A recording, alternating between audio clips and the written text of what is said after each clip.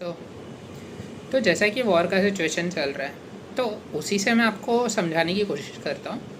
जैसे कि अगर आपको लड़ाई करनी हो, समझो कहीं से कैसे भी लड़ाई करनी हो, तो आप सबसे पहले अपनी फ़ौज बनाओगे, अपने सैनिकों को तैयार करोगे। और अगर समझो वॉर आ गई है और आपका सैनिक तैयार नहीं है, तो आप क्या करते हो, बाहर से कहीं से लोगों को, कोई एक सेना को लोगे भाड़े पे और उनसे लड़वाओगे। तब तक आप अपनी सेना बनाओगे। तो इसी प्रकार से होता है। एक्टिव जो अपन खुद बना रहे हैं, अपनी खुद की सेना है, उनका भरण पोषण खुद ही कर रहे हैं। और एक पैसिव होता है जो अपन बाहर से ले लें किसी और से खरीद के, और फिर वो जब तक लड़े तब तक अपनी सेना तैयार हो जाए। उसी प्रकार से होता है वैक्सीन और इम्यूनोग्लोबुलिन। अब वैक्सीन अपने को थोड़ा टाइम देता है वो खुद की सेना प्रिपेयर करने के लिए। वैक्सीन जब अपन अपने अंदर इंजेक्ट करते हैं तो अपनी खुद की सेना अपनी बॉडी बनाती है उस फॉरेन एंटीजन, मतलब वायरस या फिर बैक्टीरिया, जो भी अपन इंजेक्ट कर रहे हैं उसके प्रति, उससे लड़ने के लिए।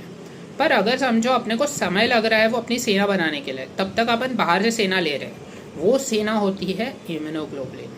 अब इम्यूनोग्लोबुलिन क्या होता है, वो या तो फिर हॉर्स के सीरम से हम निकाल लेते हैं, रेबीज़ के संबंध में बता रहा हूँ, तो हॉर्स के सीरम से निकालते या तो ह्यूमन के भी सीरम से, पर दूसरा ह्यूमन, अपन खुद की बॉडी से नहीं निकाल रहे, किसी और ह्यूमन से निकाल के वो रखा हुआ है।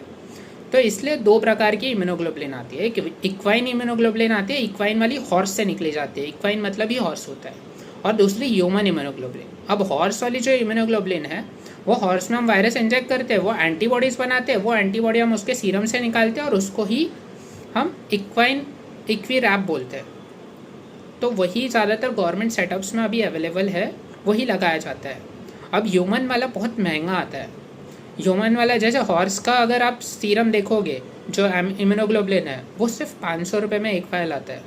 पर वहीं पे अगर आप इसका देखोगे ह्यूमन वाला, तो वो 5000 में एक वायल आता है। 10 गुना का फ़र्क है दोनों में।